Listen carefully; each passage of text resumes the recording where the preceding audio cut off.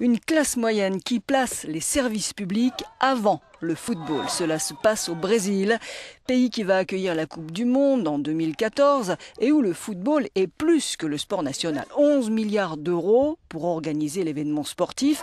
Ces manifestants préféreraient les voir investis dans des hôpitaux et des écoles. Ce qui a déclenché cette colère citoyenne, une banale augmentation de 20 centimes du prix du ticket de bus à Sao Paulo. La ville de 11 millions d'habitants est couverte de tags non au 3,20. 3,20 c'est du vol. 3,20 l'équivalent de 1,12 €. Les habitants ici paient le ticket de bus le plus cher au monde par rapport au salaire. Ils doivent travailler 14 minutes pour le payer. Le maire de la ville, Fernando Haddad, du Parti des travailleurs au pouvoir, se défend d'avoir trop augmenté les tarifs. On a fait des efforts durant l'année pour que l'évolution du tarif soit en dessous de l'inflation, a-t-il expliqué. On a dégagé 600 millions de réals de subventions, l'équivalent de 207 millions d'euros. E ele vai significar investir mais 600 milhões de reais em subsídios.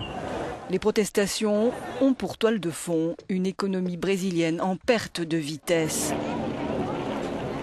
Le PIB n'a augmenté que de 0,9% en 2012 et de 0,6% au premier trimestre 2013. Or, l'inflation est à 6,5% par an. Et même si le chômage n'est qu'à 5,5% pour beaucoup de Brésiliens, joindre les deux bouts chaque mois est difficile. C'est surtout les prix de l'alimentation qui ont beaucoup augmenté ces derniers temps, comme l'assure cette femme sur ce marché de Rio de Janeiro. La semaine dernière, un sac de pommes de terre coûtait 1,50 real. Aujourd'hui, c'est 2 reals. Ça n'arrête pas d'augmenter. Et on ne peut plus. 7e économie de la planète, le Brésil souffre encore d'énormes inégalités sociales, malgré des années de vigoureux développement économique.